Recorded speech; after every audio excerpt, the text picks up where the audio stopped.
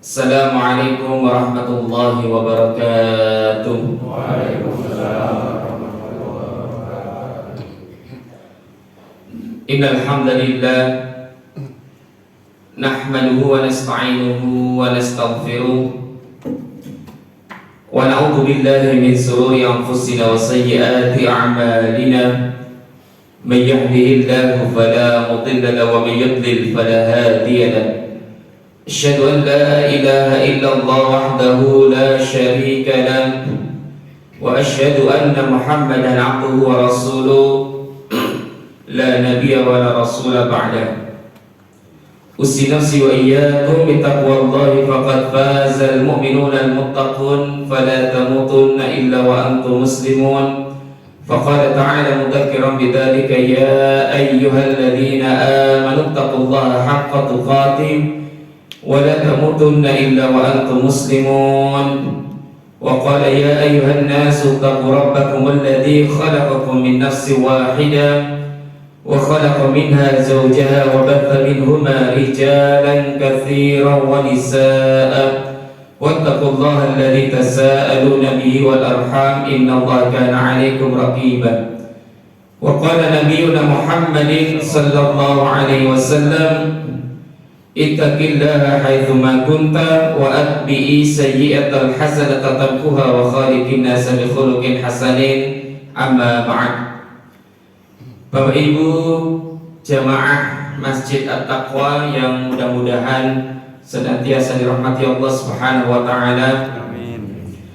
Alhamdulillah, bersyukur kepada Allah Subhanahu wa taala atas segala limpahan nikmat yang masih Allah Subhanahu wa taala berikan kepada kita hingga pagi hari ini, di antaranya nikmat sehat jasmani kita dan mudah-mudahan juga sehat rohani ataupun keimanan kita.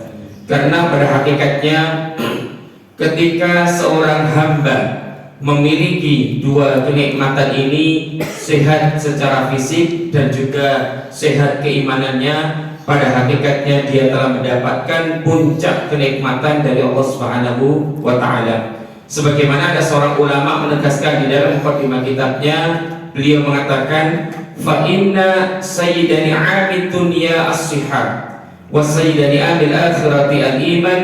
Faman istama'a fihi sayyidani 'amid dunya wal akhirah faqad istama'a al-khaira kullah. Bahwasanya puncak kenikmatan yang diberikan Allah Subhanahu wa taala kepada seorang hamba untuk urusan dunianya adalah kesehatan, dan puncak kenikmatan yang diberikan Allah Subhanahu wa taala kepada seorang hamba untuk urusan akhiratnya adalah keimanan. Faman istama'a fihi sayyidani 'amid dunya wal akhirah faqad istama'a al-khaira kullah. Jika terkumpul pada diri seorang hamba dua kenikmatan ini, diberikan Allah sehat secara fisik yang dengan sehat tersebut memudahkan dia melakukan aktivitas-aktivitas dan melakukan amal kebaikan. Demikian juga dia punya keimanan yang baik, pada hakikatnya dia telah mendapatkan puncak kenikmatan dari Allah Subhanahu wa taala. Alhamdulillah, mudah-mudahan dua kenikmatan ini senantiasa Allah Subhanahu wa taala titipkan kepada kita dan kita rawat dengan baik sampai nanti kita kembali kepada Allah Subhanahu wa taala. Kemudian salawat salam tidak lupa kita aturkan kepada junjungan kita, kepada teladan kita Nabi Agung Muhammad sallallahu alaihi wasallam, juga tak terlupa kepada keluarga beliau, kepada para sahabat, para tabi'in, tabi'ut tabi'in dan orang-orang saleh yang senantiasa istiqomah mengikuti langkah beliau sampai nanti hari kiamat. Bapak Ibu jamaah dimuliakan Allah Subhanahu wa taala. Kalau tidak salah, saya pernah ngisi di masjid ini, dan dahulu kala saya ingin menyampaikan tema berkaitan tentang kematian, jika panjenengan masih ingat kuning. Dan insya Allah pada pagi hari ini sedikit saya sambung, karena kemarin baru mengisi di mukadimahnya saja, baru pembahasan awal. Dan insya Allah akan kita lanjutkan pada pertemuan di pagi hari ini. Bapak Ibu yang dimuliakan Allah Subhanahu wa taala, sedikit kami singgung kembali bahwasanya tema tentang kematian adalah termasuk tema yang sangat urgent, yang termasuk tema sangat penting agar senantiasa kita perhatikan. Mengingat apa? Umumnya seseorang itu akan mudah tersadar jika dia diingatkan tentang dua hal. Yang pertama, diingatkan pesan tentang kematian. Yang kedua, dia diingatkan tentang akan adanya hari pembalasan setelah nanti dia diwafatkan Allah Subhanahu wa Ta'ala. Jadi rata-rata sejak dahulu kala para ulama dalam memberikan sebuah nasihat, terlebih kepada mereka yang cinta kepada kehidupan pasca dia nanti diwafatkan Allah Subhanahu wa Ta'ala, mengingat Bapak Ibu Allah Subhanahu wa Ta'ala, kita sudah harus sadar, mulai sedini mungkin kita tanamkan dalam diri kita bahwasanya kita itu tidak hanya mentok hidup di dunia ini saja, tetapi masih ada dua fase kehidupan yang nanti pasti akan kita lewati. Setelahnya nanti kita akan melewati fase kehidupan yakni di alam kubur, namanya alam barzakh. Kemudian setelah itu dibangkitkan, kita akan menjumpai satu kehidupan, dan ini kehidupan yang paling abadi yakni di alam akhirat. Jadi panjenengan kalau cara berpikirnya itu jangan sampai hanya mentok di kehidupan dunia. Seakan-akan kalau kita ingin sukses hanya di kehidupan dunia saja. Jangan sampai. Karena apa? Jauh hari di dalam Al-Quran Allah itu mengingatkan kepada kita. Allah telah memberikan sebuah contoh, memberikan sebuah keselamatan kepada seorang nabi, namanya Nabi Yahya. Demikian juga ini terulang kembali, diberikan Allah keselamatan kepada Nabi Isa alaihissalam, dan nanti tentunya diberikan kepada Nabi kita tercinta Muhammad sallallahu alaihi wasallam. Diabadikan Allah di dalam surah Maryam.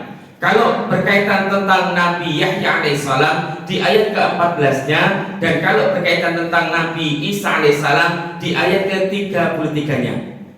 Wassalamun alaihi yauma wulida wa yauma yamutu wa yauma yub'atsu hayya. Allah memberikan keselamatan kepada Nabi Yahya alaihissalam di tiga alam. Yauma wulida, saat dilahirkan. Di sini menurut para ulama tafsir adalah di kehidupan dunia yang saat ini kita sedang berada di dalamnya.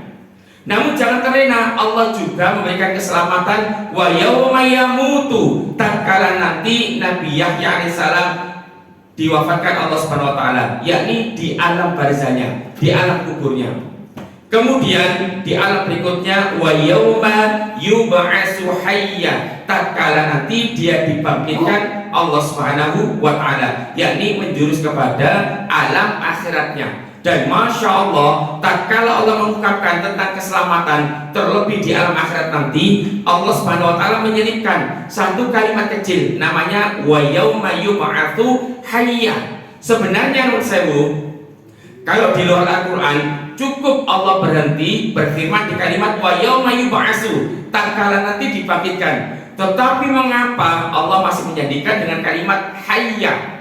Seakan-akan ini ekspresi luar biasa. Panjenengan non sewu, kalau pengen tahu ekspresi orang paling senang itu non sewu, ada anak dia menempuh studi pendidikan, mungkin sudah lulus S1 ya, dia diwisuda, memakai baju kehormatan, memakai topi, memakai tongkat. Lah, setelah diwisuda itu saking bergembiranya, topinya ini diangkat, dilepas, bahkan dia dilemparkan ke atas. Bahkan dia sampai saking bergembiranya sampai lompat-lompat. Lah, ini termasuk bentuk ekspresi wa yauma yub'atsu hayya. Saking senangnya ekspresi Nabi Yahya bahwasanya nanti dibangkitkan itu bergembira sekali. Karena apa? Diberikan Allah keselamatan, bahkan meliputi tiga alam, di alam dunia dan nanti di alam kubur, bahkan yang paling primas yakni di alam akhirat.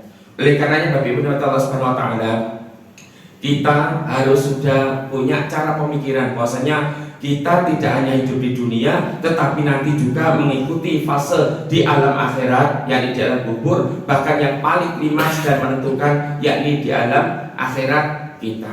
Bahkan hadirin Allah Subhanahu wa Ta'ala, ada seorang ulama yang bernama Syekh Ratib An-Nablusi. Beliau memberikan satu wejangan, dan wejangan ini cukup mewakili dengan mengatakan nahnu lasna sukanal asliyina li hadzal kaukabil ard. walakin natamanna ilal jannati haitsu yaskunu abuna Adam fil bidayah. Kita itu sejatinya bukanlah penduduk asli di planet bumi ini. Jadi bukan penduduk asli. Walakin natamanna ilal jannati haitsu yaskunu abuna Adam fil bidayah. Namun kita bermohon kepada Allah Subhanahu wa taala, kelak kita akan dikembalikan di tempat di mana dahulu kala nenek moyang kita pertama kali bertempat tinggal, yakni Nabi Adam beserta istrinya, yakni di jannah Allah Subhanahu wa taala. Jadi Bapak Ibu Allah Subhanahu wa taala, pesan tentang kematian itu seakan-akan mengingatkan kepada kita, hai kita, siapapun panjenengan, orang kuat, orang lemah, orang punya kekayaan dan sebagainya, seluruhnya kalian nanti pasti akan wafat, berhenti di kehidupan dunia ini. Namun masih ada dua fase kehidupan yang harus kita pertanggungjawabkan. Jadi mudah-mudahan nanti kita diberikan Allah Subhanahu wa taala keselamatan, tidak hanya di kehidupan dunia ini, tetapi berlanjut sampai nanti di kehidupan kita di alam kubur, bahkan nanti yang paling klimaks yakni di alam akhirat kita. Mudah-mudahan nanti kita keseluruhannya tanpa terkecuali ditempatkan Allah di tempat yang sangat istimewa, yakni di jannah Allah Subhanahu wa taala. Amin. Amin ya rabbal alamin. Bapak Ibu Allah Subhanahu wa taala, mohon maaf mungkin suara saya agak sedikit serak karena sudah hampir 2 harian ini agak batuk, tapi tidak masalah. Mudah-mudahan nanti tidak mengganggu panjenengan. Bapak Ibu Allah Subhanahu wa taala, mungkin sedikit saya ulang dari tema kemarin, nanti sedikit saya tambahkan. Saking pentingnya tema tentang kematian, itu banyak hal yang ingin diingatkan. Yang pertama, kita harus mulai sadar bahwasanya kita yang hidup di dunia ini tanpa terkecuali keseluruhannya nanti pasti akan wafat, kembali kepada Allah Subhanahu wa taala tanpa terkecuali siapapun dia. Karena Allah Subhanahu wa taala tegas berfirman di dalam Al-Qur'an, kullu nafsin dha'iqatul maut. Setiap yang berjiwa, yang punya nafas itu nanti pasti akan merasakan yang namanya kematian. Itu pasti. Allah Subhanahu wa taala sudah memberikan vonis. Jangankan kepada kita, kepada Nabi kita tercinta Muhammad sallallahu alaihi wasallam, tatkala beliau masih hidup, itu Allah turunkan satu firman sebagai pengingat, innaka mayyitun wa innahum mayyitun. Duhai engkau Muhammad sallallahu alaihi wasallam, engkau itu nanti bakal menjadi calon orang yang meninggal. Tidak hanya dirimu, tetapi bahkan nanti umat-umatmu juga nanti pasti akan wafat, kembali kepada Allah Subhanahu wa taala. Jadi diingatkan betul, Bu. Bahkan saking cintanya Allah Subhanahu wa taala terkhusus kepada Nabi Muhammad dan umatnya, kalau panjenengan coba cermati di dalam Al-Qur'an, dari sekian ribu ayat yang ada, menurut para ulama, kalau kita gali, panjenengan bisa buka di dalam kitab-kitab yang berkaitan tentang ilmu Al-Qur'an. Di antaranya mungkin saya ambil satu judul saja yang ditulis oleh Syekh Manak Taton. Beliau punya satu buku dikasih judul Mabahis fi Ulumil Quran, pembahasan berkaitan tentang ilmu Al-Quran. Di sana nanti kita jumpai satu pembahasan tentang ayat terakhir yang Allah Subhanahu wa taala turunkan kepada Nabi kita tercinta Muhammad sallallahu alaihi wasallam. Ingat, ayat terakhir, bukan surat tetapi ayat. Ayat. Ternyata setelah diteliti, ayat yang paling terakhir yang diturunkan kepada Nabi kita tercinta Muhammad SAW, bahkan ada penjelasan kurang lebih tis'a layalin atau asra layalin qabla tuwufiya Nabi Muhammad SAW, 9 hari ataupun 10 hari sebelum Allah mewafatkan Nabi kita tercinta Muhammad sallallahu alaihi wasallam. Ternyata ayat itu terdapat di dalam surah Al-Baqarah ayat 281. Al-Baqarah ada 286 ayat, dan ayat terakhir yang diturunkan Allah Subhanahu wa taala kepada Nabi kita terdapat di dalam surah Al-Baqarah ayat 281-nya. Isinya apa? Coba panjenengan cek dan cermati. Mengingatkan tentang kematian. Bunyinya, wattaqu yauman turja'una fihi ilallah summa tuwaffa kullu nafsin ma kasabat wa hum la yudlamun. Takutlah kalian, bahasa saya lebih umum, akan hari di mana kalian nanti pasti akan wafat, kembali kepada Allah Subhanahu wa taala. dan akan dibalas atas segala perbuatan yang pernah kalian kerjakan di dunia ini. Jadi Masya Allah, diingatkan betul tentang kematian. Namun yang menarik akhirnya Allah Subhanahu wa taala, pesan ini kalau kita coba gali, ada satu buku bagus kalau panjenengan punya, mungkin bisa dibeli, yang ditulis oleh Syekh Abdillah Al-Askari yang berjudul Mu'jam Al-Furuq Al-Lughawiyah, perbedaan kosakata dalam bahasa Arab yang umumnya seringnya diterjemahkan dalam bahasa kita itu artinya sama, tetapi kalau kita coba gali kembali ada perbedaan yang signifikan yang pengen dimaksud Allah Subhanahu wa taala.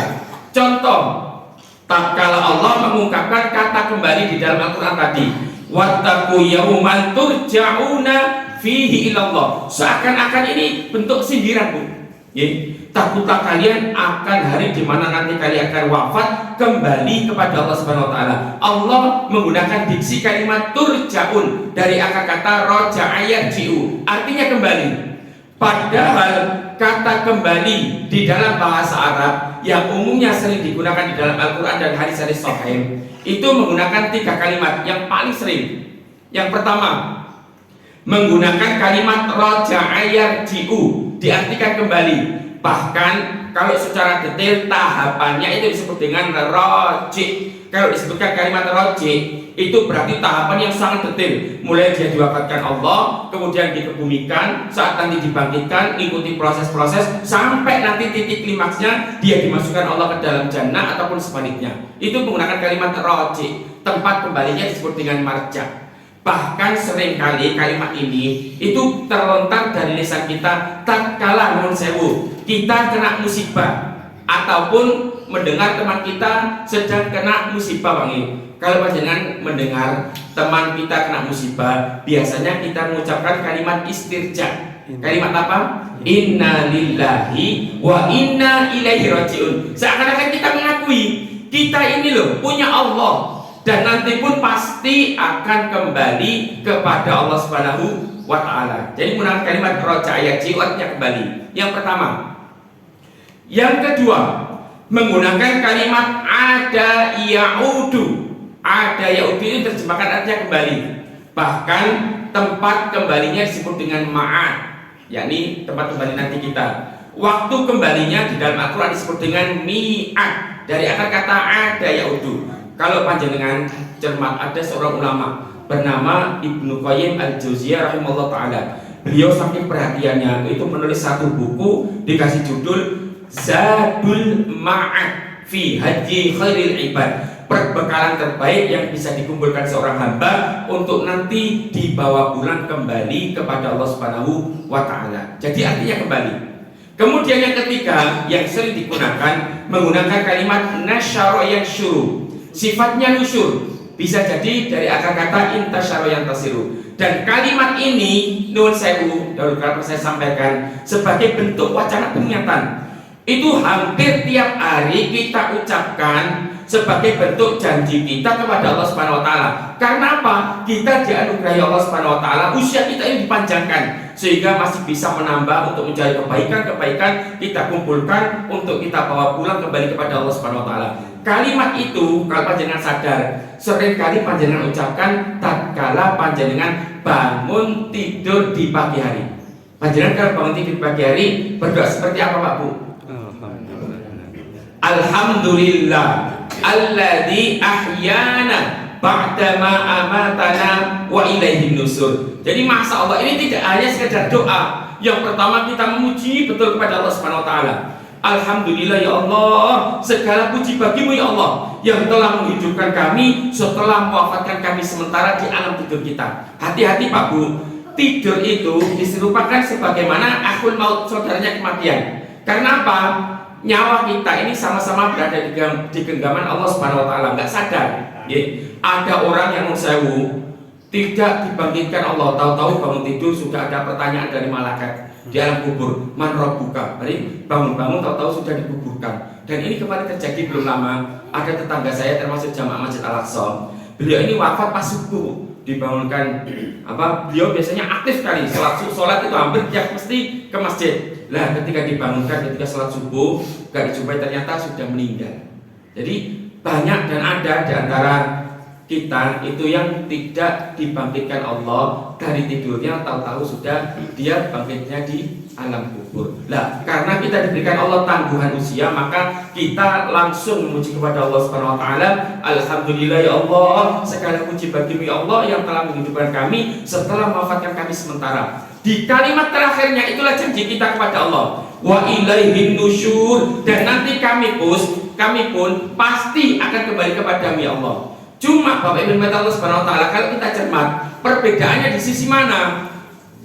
Kalau kalimat raja ayat yang pertama dengan kalimat ada yaudu itu hampir semakna. Kita meyakini bahwasanya kita nanti pasti akan wafat, kembali kepada Allah Subhanahu wa taala. Entah kalian mau membawa bekal ataupun tidak, terserah panjenengan. Kalian harus sadar kalian nanti pasti akan wafat, kembali kepada Allah Subhanahu wa taala. Jadi harus sadar, yakin kita nanti pasti wafat, kembali kepada Allah. Baik panjenengan bawa bekal yang cukup ataupun tidak, terserah kalian. Seakan-akan saya bahasakan Bang, kalian nanti loh pasti akan wafat, kembali kepada Allah Subhanahu wa taala. Namun kita harus sadar, kita tahu konsekuensinya antara orang yang membawa bekal dengan yang tidak. Bawa bekal pun kalau nggak cukup, itu pasti waspada. Dia ada perasaan takut. Jangankan di kehidupan alam akhirat, di alam kubur dan alam akhirat, kita itu kalau mengadakan satu perjalanan di dunia, mungkin orang mau mudik Pak, biasanya kalau Ramadan, baru awal Ramadan, itu biasanya kalau rumahnya sudah jauh, rata-rata yang mungkin tidak dari Purbayan Pak, ada yang rumahnya di Bandung, di Jakarta, di Surabaya, di Semarang dan sebagainya, itu sudah mikirkan mudik Pak, padahal baru awal Ramadan. Nah, ketika mudik nanti itu sudah dipikirkan betul persiapannya. Uang saku yang mau saya bawa berapa, nanti saya mau bawa kendaraan pribadi atau naik angkutan, kemudian persiapan nanti belikan bapak ibu saudara-saudara saya itu apa ya, tak belikan oleh-oleh Solo ini itu dipikirkan Pak. Hanya untuk mudik sebentar memikirkan persiapan seperti itu. Dan rata-rata saya panjenengan bisa tahu jawabannya. Kalau orang nggak mudik, Pak panjenengan nggak mudik itu kenapa? Biasanya rata-rata umum Pak. Jawabannya, Ustadz nggak punya bekal, nggak punya duit, mungkin belum gajian, jadi mau mudik itu rata-rata kemudian ada alasannya. Lah, ini terhadap hukum duniawi, apalagi nanti kalau kembali ke akhirat. Rasulullah SAW menegaskan, bagi orang yang kembali kepada Allah dan dia tidak membawa perbekalan yang cukup, Rasulullah bersabda, mal mayyitu fi qabrihi illa kal ghariqil mughawwas. Seorang mayit itu kalau sudah dikuburkan di alam kuburnya dan dia tidak membawa perbekalan yang cukup, diibaratkan Rasulullah sebagaimana orang yang tenggelam di lautan yang sangat dalam dan sangat luas, meminta-minta pertolongan. Itu diibaratkan bagi orang yang kembali kepada Allah, dia tidak membawa perbekalan yang cukup. Dari hadis ini kemudian dirinci, diperjelas oleh seorang sahabat yang paling dekat dengan Rasulullah, yakni sahabat Abu Bakar As-Siddiq radhiyallahu taala anhu. Beliau mengatakan, man dakhalal qabra bila zadin faka'annama raqibal bahra bila safinatin. Siapapun orangnya. Jadi kalau ada kalimat man di awal dalam bahasa Arab itu ismu mausul Pak. Ismun mausulun yadullu ala fardiyatil amma. Huruf sambung yang kadang menunjuk subjek ataupun objek, sifatnya personal tapi umum, gak peduli siapapun, berlaku bagi laki-laki, perempuan, orang tua, anak muda, orang punya pangkat, tidak punya pangkat, orang kaya, orang sedengan, gak peduli siapapun. Siapapun orangnya, dakhalal qabra, kalau sudah memasuki alam kuburnya, bila zadin, tanpa membawa perbekalan yang cukup, faka'annama raqibal bahra bila safinatin. Itu diibaratkan sebagaimana orang yang mengarungi lautan yang sangat luas dan sangat dalam tanpa memakai alat bantu. Alat bantu di sini diterjemahkan bisa kapal ataupun sejenisnya. Panjenengan silahkan cek Pak. Kalau ada orang menyeberangi lautan yang hampir kayaknya nggak ada ujungnya dan sangat dalam, itu dipastikan akan tenggelam pasti. Sehebat-hebatnya perenang itu hanya kuat paling berenang sekian jarak, entah 1 kilo, 2 kilo, 3 kilo, setelah itu dia capek, kemudian kakinya kram, akan tenggelam. Ini kalau tidak memakai alat bantu. Nah, diibaratkan sama kalau nanti kita kembali kepada Allah, sementara kita tidak membawa perbekalan yang cukup, diibaratkan orang yang tenggelam di lautan bahkan meminta-minta pertolongan. Ini dua kalimat, ada yaudu, roja yarji'u. Tetapi kalau kalimat nasyara yang syuruh, intasara yang tasiru, yang kita jadikan sebagai janji kita di pagi hari, itu tidak hanya sekedar kita kembali kepada Allah. Karena apa? Umumnya kalimat nasyara yang suruh itu sebenarnya artinya adalah nyebar. Jadi di pagi hari kita berjanji kepada Allah Subhanahu wa taala, ya Allah, karena usia saya Kau tangguhkan lagi ya Allah, diberi kesempatan hidup lagi ya Allah, bisa sholat jamaah ke masjid lagi ya Allah, saya akan berjanji di pagi hari ini juga saya akan mulai nyebar lagi, cari lagi kebaikan-kebaikan apa yang hari ini bisa saya kumpulkan untuk saya bawa pulang nanti kembali kepada Allah Subhanahu wa taala. Jadi di pagi hari itu sebenarnya kita diminta introspeksi, Pak. Kemarin yang kurang apa ya? Oh, kemarin saya belum sedekah, hari ini harus sedekah. Kemarin apa yang kurang ya? Kemarin saya belum baca Al-Quran, kalaupun baca baru 1 halaman saja, hari ini harus ditambah. Kemarin saya belum berbuat baik apa ya? Hari ini harus kita introspeksi, Pak. Kita tambah akan lebih baik. Supaya apa? Bisa kita jadikan, kita kumpulkan, kita jadikan bekal terbaik untuk kita bawa pulang kembali kepada Allah Subhanahu wa taala. Jadi masalah itu tidak hanya sekedar doa, tetapi janji kita kepada Allah. Kita meyakini bahwasanya nanti kita kembali kepada Allah dan kita berusaha mengumpulkan bekal-bekal terbaik yang bisa kita bawa kembali kepada Allah Subhanahu wa taala. Jadi saking cintanya Allah kepada Nabi Muhammad, bahkan berlaku kepada umatnya, itu diingatkan, Pak, pesan terakhir di dalam ayat Al-Quran berkaitan tentang kematian. Demikian juga Nabi kita menegaskan, hei kalian yang hidup di dunia itu hanya sementara, gak lama. Tidak sebagaimana umat-umat terdahulu, kalian itu terbatas waktunya hidup di dunia. Kalaupun jaraknya normal, jangkanya normal, itu hanya berlaku sabda Rasulullah SAW, akmaru ummati ma baina sittina ila sab'in wa aqalluhum yajuzu dzalik. Bahwasanya batasan usia umat Nabi Muhammad itu berkisar hanya 60 sampai 70 tahun saja, Pak. Gak lama kita hidup di dunia. Cuma 60 sampai 70 tahun saja. Kalaupun ada yang lebih, jumlahnya hanya sedikit. Bahkan banyak yang diwafatkan Allah sebelum usia daripada 60 tahun. Mengapa saya katakan sedikit sementara? Jika dibandingkan dengan usia umat-umat terdahulu, misalnya pada zaman Nabi Nuh, umat terdahulu itu usianya rata-rata ratusan, Pak. Ratusan bahkan ribuan. Nabi Nuh saja diabadikan dalam Al-Quran, berdakwanya kepada kaumnya itu kurang lebih 1000 tahun, kurang lebih 50 tahun, Pak. Berarti berapa tahun? 950 tahun. Falabitha alfasinina illa khamsina ama. Berdakwanya saja itu selama 950 tahun. Berarti usianya panjang. Dan mengapa saya katakan pendek? Jika dibandingkan dengan kehidupan yang akan kita jalani di akhirat, itu gak sebanding dengan sehari saja, Pak. Karena sehari di akhirat itu diibaratkan Allah sebagaimana kalian menjalani kehidupan 1000 tahun di dunia. Wa inna yawman inda rabbikum ka'alfis sanati mimma ta'udun. Sehari di akhirat yang kita jalani itu sama seperti kalian menjalani 1000 tahun kehidupan di dunia.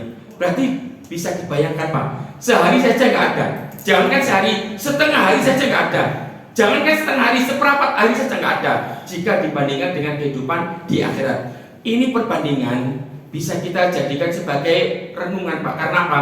Orang-orang terdahulu itu, nuwun sewu, orang-orang Yahudi yang membangkang kepada Allah, itu mereka ini saking membangkangnya kepada Allah, gak apa-apa saya membangkang, paling nanti di akhirat saya itu hanya dihukum, disiksa hanya sekian hari saja. Padahal sehari di akhirat itu tadi diupamakan seperti kita menjalani 1000 tahun. Kalau orang dibakar berarti dibakar selama 1000 tahun. Kalau orang dibekukan selama 1000 tahun dan disiksa. Naudzubillahi min dzalik. Jadi kehidupan kita di dunia itu tidak lama dengan jika dibandingkan dengan kehidupan yang akan kita jalani saat nanti kita kembali kepada Allah Subhanahu wa taala. Jadi Bapak Ibu kata Allah Subhanahu wa taala, kita harus mulai sadar kita hidup di dunia ini suatu saat nanti kapanpun tiba waktunya kita pasti akan wafat kembali kepada Allah Subhanahu wa taala dan usia kita itu terbatas. Kemudian Bapak Ibu kata Allah Subhanahu wa taala, sudah waktunya terbatas. Hati-hati betul. Ada satu momentum peristiwa yang itu nanti pasti akan dialami oleh kita. Siapapun kita pasti akan melewatinya. Proses yang paling mendebarkan di akhir hayat kita. Proses apa, Pak? Proses sakaratul maut. Dan menurut keterangan para ulama, tatkala nanti proses sakaratul maut itu saking mendebarkannya Pak. Bahkan ada yang meriwayatkan merasakan rasa sakit yang luar biasa. Dan umumnya terlebih ini dialami oleh umat sebelum Nabi Muhammad. Kalau dalam kitab itu sering dijelaskan umat sebelum Nabi Muhammad berlaku bagi orang soleh Pak. Orang soleh ataupun orang mukmin biasa itu hampir rata-rata merasakan rasa sakit luar biasa. Tetapi untuk umat Nabi Muhammad alhamdulillah dijadikan Allah bervariasi Pak, tergantung dengan amal perbuatannya. Ada yang dimudahkan Allah tidak merasakan rasa sakit, bahasanya itu kalau sebagaimana orang hanya dicubit halus kemudian ayo wafat kembali kepada Allah. Ada yang diibaratkan sebagaimana rambut dimasukkan ke dalam adonan roti masih basah, kemudian rambut tersebut ditarik. Mudah betul Pak? Mudah.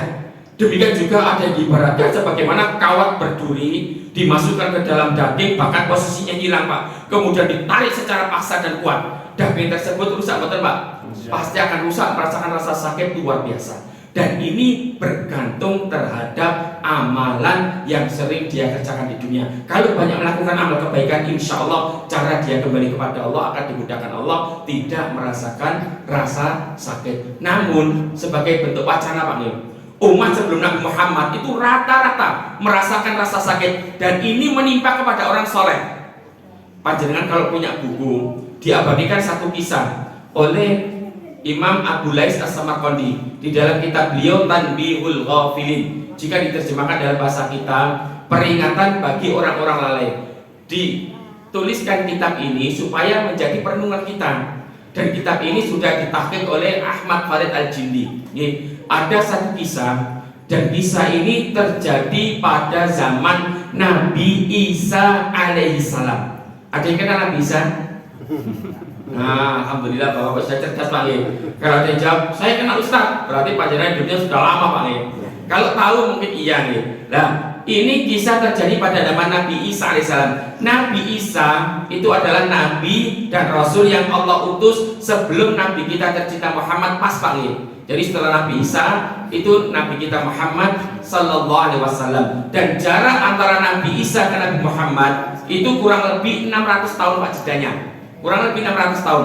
Bahkan nanti nun sewu, kalau kita urutkan silsilahnya, baik Nabi kita Muhammad dengan Nabi Isa alaihissalam itu masih ada satu jalur. Bertemunya di siapa? Di Abul Anbiya wal Mursalin, seorang nabi yang disebut sebagai bapaknya para nabi, bapaknya para rasul. Siapa Pak?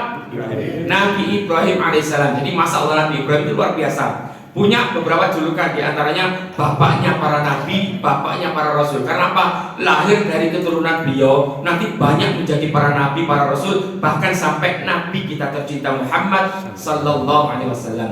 Nah, di zaman Nabi Isa itu pernah ada kejadian. Nabi Isa alaihissalam itu punya beberapa mukjizat. Yang mukjizat itu masyhur sampai ke telinga kita sampai saat ini. Riwayatnya mutawatir. Yang pertama, beliau ini mampu nuwun sewu atas izin Allah menyembuhkan segala penyakit cukup dengan usapan tangan saja. Jadi masya Allah, ada kaumnya sakit apa saja Pak, sakit jantung, sakit apa saja, mendekat kepada nabinya, ya Nabi Allah saya punya sakit ini ya Nabi Allah, tolong diobati. Bismillah, diusap, bismillah, sembuh seketika Pak. Enak nggak Pak? Wah enak sekali. Nah, mengusap dalam bahasa Arab itu kalimatnya masahayam sahu. Oleh karenanya beliau punya julukan Al-Masih Isa ibnu Maryam, orang yang atas izin Allah Subhanahu wa taala punya kemampuan cukup dengan usapan tangan seluruh penyakit dijadikan sembuh atas izin Allah Subhanahu wa taala. Ingat-ingat, mukjizat yang Allah berikan kepada nabi dan rasul itu biasanya berbeda Pak, menyesuaikan dengan zamannya. Mengapa Allah memberikan kepada Nabi Isa dengan sentuhan tangan seluruh penyakit disembuhkan Allah? Karena kalau panjenengan cek dalam sejarah, rata-rata umatnya Nabi Isa alaihissalam itu didominasi oleh kalangan tabib Pak, orang-orang pintar, mungkin dari kalangan dokter, kalangan bidan, perawat ataupun semacamnya, orang-orang pintar. Kalau dokter mau menyembuhkan penyakit itu biasanya kan harus diperiksa dulu, dianalisa, dikasih resep. Ayo Pak, nanti tebus obatnya di apotek ini, walaupun harganya nggak bisa ditawar. Jadi harus diperiksa dulu, diresep, kemudian nebus di apotek. Nah, otomatis Allah harus memberikan kepada nabinya yang lebih hebat. Nggak harus diperiksa dulu, nggak harus dikasih resep, nggak harus minum obat, cukup dengan usapan tangan saja, supaya mereka ini gampang beriman kepada Allah Subhanahu wa Ta'ala. Ini mukjizat yang pertama. Mukjizat yang kedua, dan yang kita jadikan pelajaran pagi hari ini, Nabi Isa alaihissalam itu punya kemampuan. Ingat, jangan lupakan, atas izin Allah Subhanahu wa Ta'ala. Mukjizatnya apa? Mampu menghidupkan orang yang telah meninggal. Jadi mampu menghidupkan orang yang telah meninggal atas izin Allah Subhanahu wa Ta'ala, supaya kaumnya nanti beriman tatkala menyaksikan kejadian seperti ini. Lah, ada kaumnya yang menyangka, ya Nabi Allah, bisa jadi orang yang panjenengan hidupkan ini, dia tadi itu matinya mati suri, belum mati sesungguhnya. Panjenengan tahu mati suri Pak? Mati suri itu hampir sama kayak pingsan Pak. Dilalah panjenengan hidupkan, kemudian dia hidup kembali. Kalau memang panjenengan adalah Nabi Allah, bisa menghidupkan orang yang sudah meninggal supaya menambah keimanan kami kepada Allah, tolong hidupkan orang yang telah meninggal, tapi meninggalnya sudah sekian tahun yang lalu, bahkan kalau perlu ratusan ataupun ribuan tahun yang lalu. Jadi seakan-akan seperti ditantang Pak, antara kutip, ya Nabi Allah, tolong hidupkan yang sudah meninggal tapi sudah ribuan tahun yang lalu, supaya kami ini lebih beriman kepada Allah Subhanahu wa Ta'ala terhadap mukjizat ini. Maka Nabi Isa mengatakan, wahai kaumku, silahkan kalian tunjuk siapa yang mau saya hidupkan atas izin Allah Subhanahu wa Ta'ala, supaya kalian ini percaya dan beriman kepada Allah Subhanahu wa Ta'ala. Akhirnya siapa Pak yang ditunjuk Pak? Ada yang pernah dengar kisah ini? Gak main-main. Yang ditunjuk adalah, ya Nabi Allah, tolong hidupkan kembali Sam bin Nuh, anaknya Nabi Nuh. Dan Sam ini orang saleh betul, orang saleh kan, dari keturunan Sam nanti bahkan lahir sampai Nabi kita Muhammad juga, Nabi Muhammad SAW. Jadi hidupkan Sam bin Nuh Allah. Mengapa saat itu kaumnya menunjuk kepada Sam bin Nuh? Karena Sam bin Nuh itu dikuburkan di sekitaran Palestina Pak. Dan Nabi Isa alaihissalam itu pun Allah utus hanya di sekitaran wilayah Palestina saja. Di wilayah Palestina, akhirnya lumrah mereka menuju kepada Sam bin Nuh. Padahal jarak antara Nabi Isa alaihissalam ke Sam bin Nuh itu sudah sekian ratus bahkan ribuan tahun yang lalu, lama sekali. Nah, supaya panjenengan ada gambaran sedikit Pak, kita urunkan tadi, hampir seluruh nabi setelah Nabi Ibrahim itu rata-rata punya ikatan. Karena apa? Mereka ini terlahir dari seorang nabi yang disebut sebagai Abul Anbiya wal Mursalin. Siapa tadi Pak? Nabi Ibrahim alaihissalam. Saya cek di dalam sejarah, pernah saya sampaikan di sini, mungkin panjenengan kalau masih ingat, Nabi Ibrahim punya berapa istri Bu? Ibu biasanya hafal. Bapak-bapak, Nabi Ibrahim punya berapa istri? Kok jawabannya ada 3? Ada yang berapa Bu? 2. Ada jawabannya 2. Ada yang jawab berapa? Ada yang jawab 4. Nah, mungkin sebagai tambahan wacana sejarah, saya nggak ngarang. Panjenengan nanti bisa buka di rujukan, ada rujukan validnya di dalam kitab. Mungkin sebagai wacana. Mungkin selama ini, bahkan saya juga baru tahu, karena kita semakin menggali kitab, semakin menambah pengetahuan kita. Saya itu sebenarnya kaget Pak. Ada seorang ulama itu mengatakan sebenarnya, tapi yang diambil rujukannya non saya tidak di kitab-kitab Arab, tapi mengambil rujukan di kitab Injil. Ternyata di Injil pun disebutkan istri Nabi Ibrahim itu tidak 2 sebagaimana kita ketahui. Di sana disebutkan namanya Ibrahim, tapi agak sedikit penyelewengan. Nah, kemudian diluruskan beberapa ulama, ternyata setelah digali dalam sejarah, istri Nabi Ibrahim itu tidak 2 sebagaimana yang kita ketahui selama ini, tetapi ada 4. Istri beliau ada 4. Kalaupun 2, yang pertama, panjenengan coba sebutkan namanya siapa? Yang paling tertua. Namanya? Belajar sejarah sedikit Pak Bu. Namanya? Adik-adik yang hafal biasanya siapa Dek? Sayyidah Sarah berarti Sayyidah Sarah binti Ami Khalil. Ini istri yang pertama. Dari istri beliau yang pertama punya 1 orang anak saja menjadi nabi dan rasul. Siapa namanya? Nabi Ishak alaihissalam. Kemudian istri beliau yang kedua namanya siapa Dek? Nah, Hajar, betul. Sayyidah Hajar Al-Qibtiyah Al-Misriyah. Dari istri beliau yang kedua ini, beliau pun punya satu orang anak saja. Namanya siapa? Ismail. Nabi Ismail alaihissalam. Lah, sebagai tambahan wacana, istri beliau yang ketiga itu namanya Sayyidah Qanturah binti Yaktan. Sayyidah Qanturah binti Yaktan. Dari istri beliau yang ketiga ini, Nabi Ibrahim mendapatkan anugerah punya 6 orang anak. Berapa orang anak? 6 orang anak. Dan di antara anaknya yang paling tertua itu namanya Madian. Kalau kita mengingkari ada Madian, ada Amim, ada Umem, ada Akim, ada kurang lebih 6. Yang tertua itu namanya Madian. Kalau kita mengingkari istri beliau ketiga, nanti nggak dijumpai nasabnya Nabi Syu'aib, Pak. Karena Nabi Syu'aib itu kalau kita runut sejarahnya itu dari jalur istri beliau ketiga, dari jalur Madian. Sehingga seringkali dalam Al-Quran kita jumpai kalimat Syu'aib dengan Madian itu seringkali digandingkan. Wa ila Madyana akhahum Syu'aiba. Nabi Syu'aib diutus dari kaumnya Madian. Itu nanti dari keturunannya istri beliau ketiga. Bahkan menurut saya, kalau kita mengingkari istri beliau ketiga, cek dalam sejarah, orang-orang seperti kita nggak mungkin akan ada. Karena di antara Nabi yang ke-6 itu di dalam sejarah disebutkan ada yang menyebar sampai ke wilayah Jawi. Ya, disebutkan kalau wilayah Jawi, jangan kita pahami Jawa Tengah, Jawa Timur, Jawa Barat, bukan mungkin. Kalau disebutkan kalimat Jawi itu mencakup Nusantara, termasuk Indonesia, ada wilayah Rohingya, Malaysia dan sekitarnya. Itu dari anak keturunan Nabi Ibrahim dari istri beliau yang ketiga. Jadi istri beliau yang ketiga namanya Sayyidah Qanturah binti Yaktan, punya 6 orang anak saja. Kemudian istri beliau yang keempat namanya Sayyidah Hajun binti Al-Amin. Siapa, Bu? Sayyidah Hajun binti Al-Amin. Dari istri beliau yang keempat ini, Nabi Ibrahim punya anugerah, diberikan Allah keturunan 5 orang anak. Istri yang pertama 1 orang anak, kedua 1 orang anak, ketiga 6 orang anak, kemudian yang keempat 5 orang anak. Total berapa semuanya, Bu? Nah, matematika langsung berapa? 13. Nah, 13.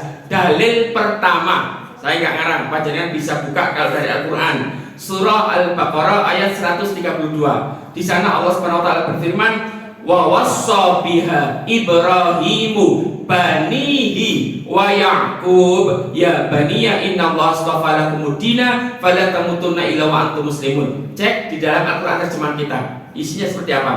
Dan Nabi Ibrahim mewasiatkan kepada anak-anaknya. Demikian juga ini berlaku dilakukan oleh anaknya. Nabi Yakub pun mewasiatkan kepada anak-anaknya. Jika diterjemahkan kalimat anak-anaknya, itu berarti anak beliau 2 atau lebih. Nah, berarti lebih karena jumlahnya banyak. Kalau disebutkan anak-anaknya, kalau kita meyakini istri beliau 2, berarti anak beliaunya 2, Nabi Ismail dan Nabi Ishak. Cuma 2 saja. Yang tertua itu Nabi Ismail. Karena Nabi Ismail usia 14 tahun, baru Allah berikan lagi anak dari istri beliau pertama, Nabi Ishak.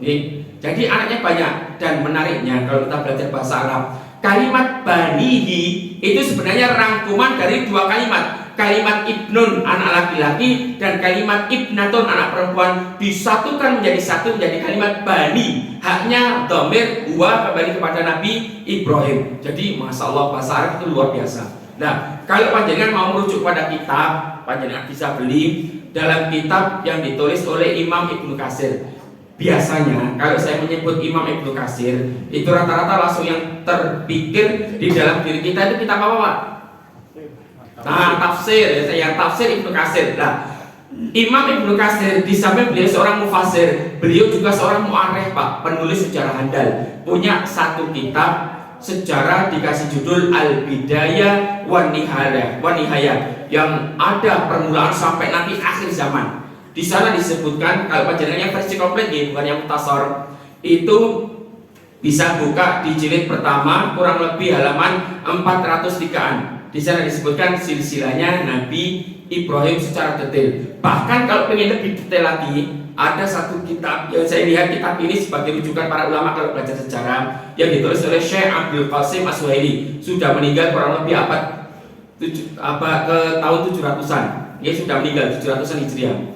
dikasih judul, penulisnya Abdul Qasim As-Suhaili, yang berjudul At-Ta'rif wal I'lam bima ubhima minal asma'i wal a'lam fil Quran. Kita coba mengenal para pesohor yang pernah Allah tampilkan di dalam Al-Quran. Di dalam Al-Quran diantaranya para nabi, para rasul. Di sana lebih detail lagi Pak. Nabi Ibrahim itu punya berapa saudara, ayahnya siapa. Nanti kita temukan silsilahnya hampir mulai dari nabi sebelumnya Nabi Lut. Nabi Lut itu ternyata keponakannya Nabi Ibrahim, sampai nanti urutan terakhir istrinya berapa, anaknya berapa, secara detail di sana disebutkan. Yang mau kita cari di sini wacana adalah jarak antara Nabi Isa ke Sambino itu jauh Pak. Paling mudah mengurutkan, kalau dari istri beliau pertama tadi punya satu orang anak saja. Namanya siapa tadi Pak? Nabi Ishak. Nabi Ishak punya anak namanya siapa? Ishak, Yakub, Yusuf, Ayub. Garis ke kanan saya potong. Di sana ada Nabi Zakaria. Masih ada saudara. Nabi Zakaria punya satu orang anak saja. Diabadikan di dalam Al-Quran, namanya Yahya. Beliau juga punya keponakan dan namanya itu pun tertulis di dalam Al-Quran. Siapa? Imron. Itu keponakannya Nabi Zakaria. Imron punya istri soleha namanya Hanna. Dari pernikahan ini lahirlah ibunda Maryam binti Imron. Dari ibunda Maryam lahirlah siapa? Nabi Isa ibnu Maryam. Ini jadi jalur istri yang pertama. Yang menjadi Nabi dan Rasul yang paling terakhir adalah Nabi Isa alaihissalam. Nanti garis sebelahnya kita temukan Nabi Musa, Nabi Daud, Nabi Sulaiman dan sekitarnya.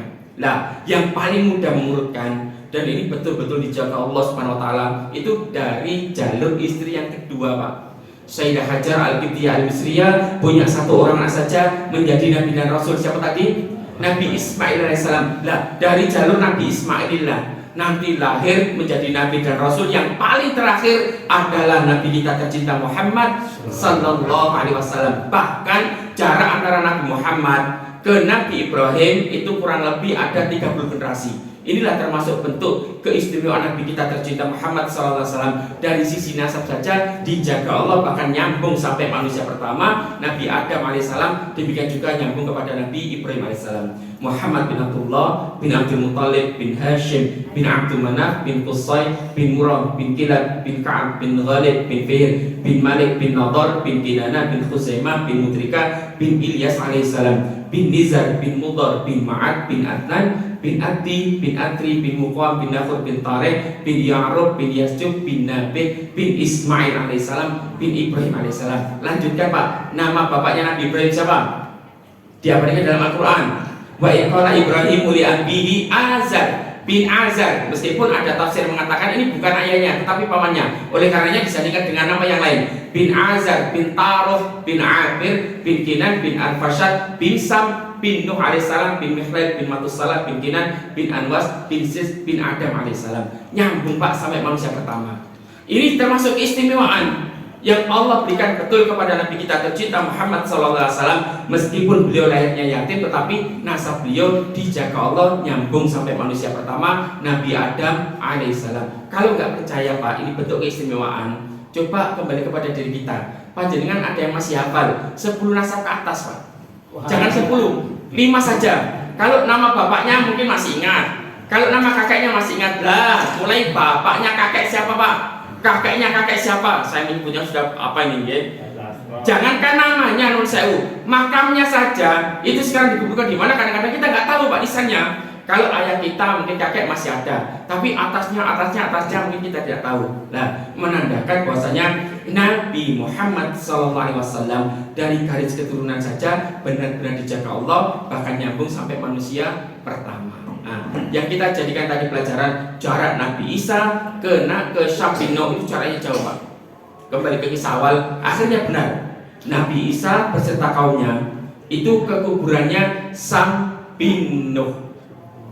Setelah sampai kuburannya Sambino, akhirnya di sana disebutkan fasalla sumada. Beliau sholat, kemudian berdoa kepada Allah Subhanahu wa taala.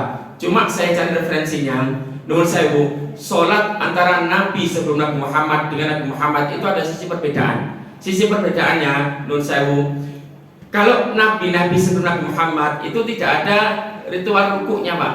Tetapi kalau Nabi Muhammad disempurnakan Allah Subhanahu wa taala syariatnya sebagaimana yang kita ketahui sampai saat ini, posisi sholat bahkan sampai rukuk dan sebagainya. Nah, Setelah itu beliau berdoa kepada Allah Subhanahu wa taala.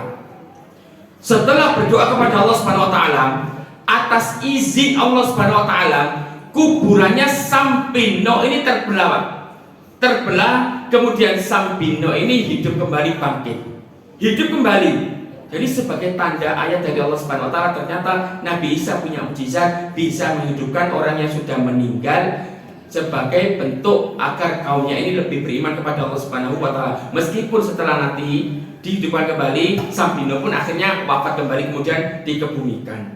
Cuman yang membuat heran dan kita jadikan pelajaran, tatkala Nabi Isa alaihissalam melihat kondisi Sambino, itu ada yang berubah. Ingat, Sambino ini orang soleh, Pak. Orang soleh, anaknya Nabi Nuh. Karena dari Sam tadi saya urutkan, bahkan nyambung sampai Nabi Ibrahim, bahkan sampai kepada Nabi kita Muhammad sallallahu alaihi wasallam. Karena Nabi Nuh itu punya 4 orang anak, ya, 4 orang anak yang soleh, banyak melahirkan keturunan soleh, itu namanya Sam. Dan yang diabadikan dalam Al-Quran yang durhaka, diajak naik kapal nggak mau, namanya siapa? Kan'an. Demikian juga beliau masih punya 2 saudara yang lain, namanya Ham dan Yafis. Jadi ada 4 saudaranya. Cuma dari keturunan Sam ini orang soleh, bahkan lahir sampai tadi sebagaimana saya urutkan. Nabi Isa melihat ada kondisi yang berbeda. Ketika dilihat, diamati, kok warna rambut dari Sambino ini berubah menjadi warna uban. Warna uban itu warna apa, Pak? Warna putih. Kok berubah warna putih ya? Padahal Nabi Isa alaihissalam itu sangat paham. Demikian juga diajarkan kepada Nabi kita Muhammad sallallahu alaihi wasallam.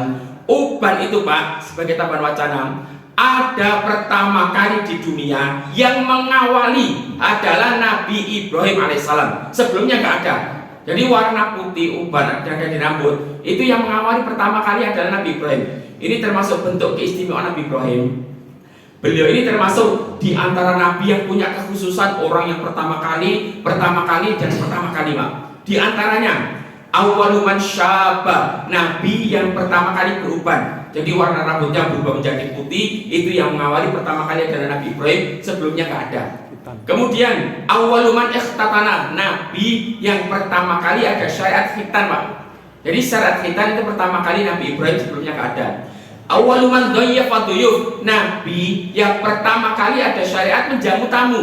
Jadi ada tamu datang, dipersilakan masuk, dibuatkan wedangan dan sebagainya. Itu yang mengawali adalah Nabi Ibrahim alaihissalam. Bahkan masalah panjenengan kalau belajar dari Nabi Ibrahim, beliau itu muliakan betul tamu, Pak. Dia berikan dalam Al-Quran kan, hal ataka hadithu dhayfi Ibrahim al-mukramin iddakhalu alaihi faqalu salaman qala salamun qaumun munkarun. Beliau ini karena dari hasil memuliakan tamu, coba Pak panjenengan cari sejarahnya. Tamu datang malam-malam. Panjenengan kalau ada tamu datang malam-malam bahkan gerombolan, kira-kira dibukakan pintu betul, Pak? Kalau nggak kenal, situasinya mungkin sepi, Pak ya.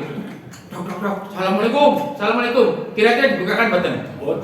Boten, Pak. Khawatir nanti mungkin penjahat dan sebagainya lah. Beliau ini juga sebenarnya sempat khawatir, tapi akan dibukakan. Waalaikumsalam warahmatullahi wabarakatuh. Oh, siapa ya? Silakan masuk. Dipersilakan duduk. Kemudian beliau menanyakan kepada istrinya. Saat itu di istri beliau yang pertama, Sayyidah Sarah binti Abi Khalil, ditanyakan kita punya apa ya? Gak punya apa-apa. Ternyata kecuali hanya satu sapi kecil, bahasanya ini. Satu sapi kecil, punya satu peliharaan kecil. Satu sapi itu kemudian saat itu juga, Pak, gak mikir, langsung disembelih oleh Nabi Ibrahim, kemudian dimasak, dijadikan hidangan yang bagus. Jadi dijamu betul, Pak, dikasih yang paling terbaik yang beliau miliki, disuguhkan. Tetapi begitu disuguhkan, Nabi Ibrahim takutnya apa? Kok kalian nggak makan? Ternyata dilihat mungkin, ternyata kakinya nggak ngambah di tanah, Pak ya. Ternyata baru menyatakan, oh saya adalah malaikat yang mampir terlebih dahulu sebelum datang ke Nabi Lut. Ternyata Nabi Lut mau disampaikan kaumnya ini mau diadab, mampir dulu kepada Nabi Ibrahim. Nah, atas jamuan tersebut, Pak, Nabi Ibrahim langsung mendapatkan kabar gembira dari Allah bahwasanya kamu nanti akan mendapatkan satu keturunan. Bahkan istrinya itu sampai seakan-akan seperti senyum, Pak.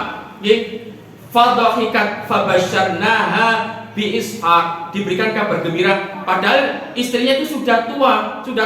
Wa imra'atuhu qa'imatun fadhahikat fabasyarnaha bi Ishaq, punya anak, akan dikabarkan mendapatkan satu orang anak lagi. Karena apa? Menjamu tamu tadi diistimewakan Allah, dia mendapatkan keturunan. Jadi ternyata Uban itu kembali ke awal, pertama kali yang mengawali adalah Nabi Ibrahim alaihissalam.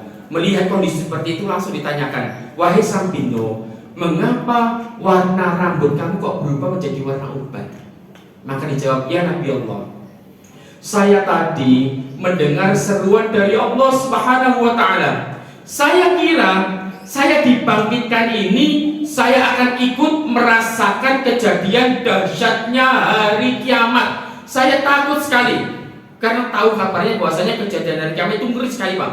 Saking takutnya berubah seketika warna rambut saya yang semula hitam menjadi warna uban ataupun warna putih. Nanti kalian kaji, Pak, ada beberapa kondisi mayit itu yang diabadikan Allah, bahkan tidak tersentuh sama sekali oleh tanah. Di antaranya jasadnya para nabi, para rasul, jasadnya orang-orang soleh, dan di antaranya juga jasadnya para hufadzul Quran. Orang-orang yang hafal Al-Quran, yang betul-betul menjaga hafalannya, ikhlas karena Allah, berusaha mengamalkan isinya, bahkan menyebarkannya. Insya Allah, Pak, termasuk jasadnya tidak akan dimakan oleh tanah, dijaga betul oleh Allah Subhanahu Wa Taala. Nah, maka benar di dalam Al-Quran diabadikan dahsyatnya kejadian hari kiamat, Pak. Saking ngerinya Allah berfirman, yauman yaj'alul wildana syiba. Hari di mana terjadi hari kiamat, ada anak kecil menyaksikan. Seketika itu berubah warna rambutnya menjadi warna putih. Karena pas saking takutnya, yauman yaj'alul wildana syiba. Bagaimana tidak ngeri kejadian hari kiamat? Contoh ringannya saja diabadikan Allah di dalam surah Az-Zalzalah. Idza zulzilatil ardu zilzalaha. Kalimat pertamanya zulzil, kalimat keduanya zilzal. Ada perbedaannya. Kalau kalimat zulzil itu berarti menandakan di atas bumi ini akan dihancurkan Allah sampai ke bawah. Kalau zilzal, yang ada di bawah akan dimuntahkan Allah ke atas. Jadi bagaimana tidak ngeri, Pak? Seluruhnya pasti akan hancur, gunung-gunung dan sebagainya. Yang atas dihancurkan ke bawah, yang bawah akan dimuntahkan ke atas. Saking ngerinya jika ada anak kecil menyaksikan kejadian secara langsung hari kiamat, yauman yaj'alul wildana syiba. Saking ngerinya. Oleh karenanya kita bermohon kepada Allah Subhanahu Wa Taala, mudah-mudahan kita tidak dijumpakan Allah dengan kejadian hari kiamat. Karena apa, Pak? Yang menyaksikan kejadian hari kiamat itu adalah manusia terjelek. Sebelum terjadi hari kiamat yang paling pamungkas, Allah akan mewafatkan seluruh hambanya yang masih ada keimanan di dalam dirinya, meskipun itu hanya sedikit, dengan dihembuskannya angin. Jadi seluruhnya akan diwafatkan, barulah hanya orang-orang kafir dan orang yang membangkang kepada Allah Subhanahu Wa Taala, tidak ada lagi keimanan, mereka lah nanti yang akan menyaksikan dahsyatnya kejadian hari kiamat. Nah, kemudian Sambino berpesan kepada Nabi Isa alaihissalam, ya Nabi Allah, gak mungkin orang yang sudah diwafatkan Allah Subhanahu Wa Taala itu pengen dihidupkan kembali. Loh, kenapa? Gak mungkin dia pengen lagi merasakan rasa sakit tatkala sakaratul maut. Saya itu loh sampai saat ini masih merasakan bagaimana dahulu kala rasa sakitnya tatkala sakaratul maut. Sudah, kemudian ditanya, mundu kam sanatin antatufia, sudah berapa tahun panjenengan ini meninggal? Dijawab, mundu arbaati alaf, sudah lebih dari 4.000 tahun. Bayangkan, Pak, 4.000 tahun pun masih merasakan rasa sakit luar biasa seperti itu. Bahkan hadirin Allah Subhanahu Wa Taala, ada satu hadis dari Nabi kita tercinta Muhammad SAW sebagai bentuk gambaran bagaimana rasa sakitnya tatkala sakaratul maut. Mikdaru syiddatul mauti wa karbihi alal mu'min kador bati bisayfi salasa mi'ati marrah. Contoh bagaimana kengeriannya proses sakaratul maut, rasa sakitnya yang menimpa kepada hamba mukmin. Ingat, hamba mukmin, Pak, itu sebagaimana dia dipedang, tidak hanya sekali tetapi salasa mi'ati marrah, 300 kali. Jadi rasa sakitnya luar biasa. Tetapi alhamdulillahnya tadi seluruhnya, Pak, bergantung dengan amalan kita. Kalau banyak melakukan amal kebaikan, insya Allah tidak akan merasakan rasa sakit sebagaimana mereka kalau banyak melakukan kemaksiatan pada waktunya ketika proses sakaratul maut dia tidak sempat tobat, akan merasakan rasa sakit tatkala proses sakaratul maut. Dan ini sebenarnya ada satu doa yang diminta oleh Nabi kita, Pak, sebelum beliau meninggal. Ini saking cintanya Nabi Muhammad kepada umatnya. Beliau ini berdoa sebenarnya kepada Allah. Namun karena kalimatnya jika diperkenankan, otomatis kembali kepada umatnya. Beliau ini sebenarnya mikir betul, Pak. Ya Allah, di akhir-akhir hayatnya beliau berdoa kepada Allah. Jika diperkenankan ya Allah, inilah momentum yang paling tepat, paling terakhir ya Allah. Jika diperkenankan ya Allah, tolong ringankan, tolong timpakan seluruh rasa sakit yang nanti akan dirasakan pada umatku tatkala sakaratul maut. Tolong timpakan saja keseluruhannya ya Allah padaku. Saat inilah waktunya sebelum saya ini diwafatkan ya Allah. Masa Allah saking cintanya Nabi kita Muhammad kepada umatnya, itu bahkan dipikirkan, Pak, agar mereka tidak merasakan rasa sakit tatkala sakaratul maut. Cuma kalimatnya jika diperkenankan, maka bagi Allah mudah untuk mengabulkan. Demikian juga ada yang ditangguhkan. Seluruhnya kembali kepada kita. Namun kita sudah mendapatkan doa dari Nabi kita. Ayo cari di proses sakaratul maut yang nanti bisa memudahkan kita dan kita mendapatkan kabar gembira dengan firman Allah Subhanahu wa taala, ya ayyatuhan nafsul mutmainnah irji'i ila rabbiki radiyatan mardiyah fadkhuli fi ibadi wadkhuli jannati. Mudah-mudahan jika nanti tiba waktunya kita keseluruhannya diwafatkan Allah Subhanahu wa taala, kita mendapatkan anugerah diwafatkan Allah dalam keadaan husnul khatimah dan tidak merasakan proses rasa sakit tatkala sakaratul maut kita. Amin ya rabbal alamin. Demikian yang bisa kami sampaikan. Bapak Ibu Allah Subhanahu wa taala, jika ada salah dalam kata dan ucap kami mohon maaf. Insya Allah jika ada kesempatan yang lain nanti kita tingkatkan, Pak. Ada satu materi yakni cita-cita yang ingin kita raih saat nanti kembali kepada Allah. Kenapa? Kita meyakini kita akan kembali kepada Allah, harus kita program sejadi mungkin. Nanti yang ingin saya raih itu apa, atau kembali kepada Allah. Dengan adanya kalau punya cita-cita, otomatis kita sudah punya program, Pak. Apa saja yang harus saya siapkan, mudah-mudahan nanti bisa saya raih saat kembali kepada Allah Subhanahu wa taala. Usi nafsi wa iyyakum bittaqwallah. Bila taufiqul hidayah. Wassalamualaikum warahmatullahi wabarakatuh. Waalaikumsalam.